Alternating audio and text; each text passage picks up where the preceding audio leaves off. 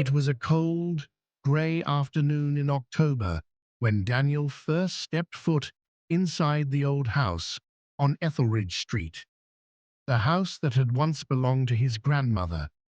The air was thick with dust and memories, the kind of silence that felt almost sacred. He hadn't been back since her funeral 6 years ago. The estate had remained untouched, locked away in probate battles and layers of neglect. Now, the house was his, but he wasn't here for sentiment. He was here to sell it, to move on.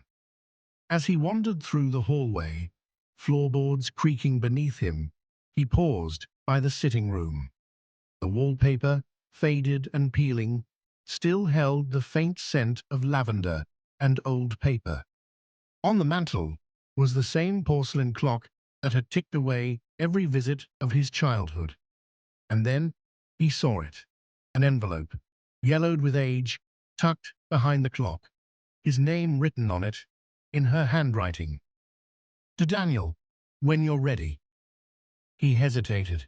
The script was unmistakably hers. His fingers trembled slightly as he opened it. Inside was a letter, and what he read changed everything. My dearest Daniel, if you're reading this, then I'm already gone. And if I know you, truly know you, then you didn't come here out of sentimentality. You came to leave, to close a chapter without ever really opening it. But you must know, there are things I never told you, not because I didn't want to, but because I was afraid, afraid you would leave just as your father did. Daniel sat down slowly on the edge of the dusty couch, heart thudding.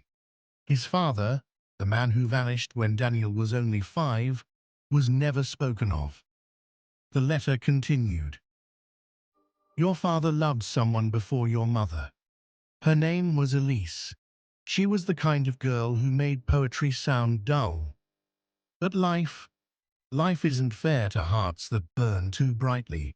She disappeared one summer, just gone, and with her, your father. I believe he spent years searching for her, and then one day, he left and never returned.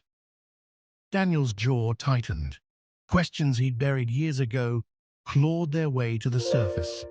The letter went on. But that's not the end.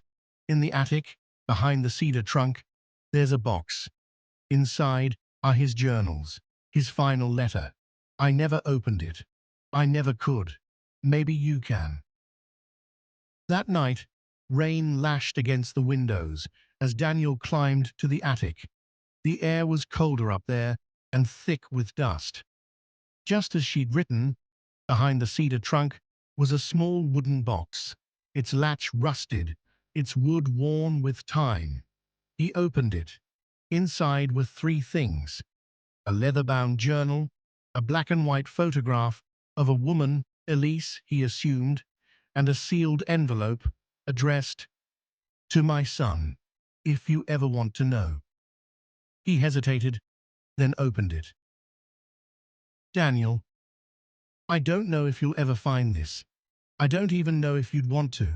But if you do, know that I never left because of you. I left because I was a coward. Elise didn't leave me. I drove her away. My obsession, my paranoia, I couldn't let go. I thought if I could just find her again, make things right, everything would be okay. But obsession doesn't bring people back. It just blinds you to what's in front of you. You and your mother, you deserved better. And I couldn't face you with what I'd become. Daniel felt his breath hitch. The journal in the box held page after page of heartbreak, madness, longing. A man unraveling thread by thread. And at the very end of it, a final entry, written in shaky ink. If I could trade my memories for time, I would. If I could hold my son's hand one last time, I'd never let go. But now, I'm just a shadow. Daniel, forgive me. The attic was silent, save for the soft hum of wind against the eaves. Daniel sat there for a long time, eyes fixed on the letter, the journal, the photograph. He hadn't just inherited a house. He'd inherited a mystery, a sorrow, a legacy of regret. The next morning, he didn't call the realtor.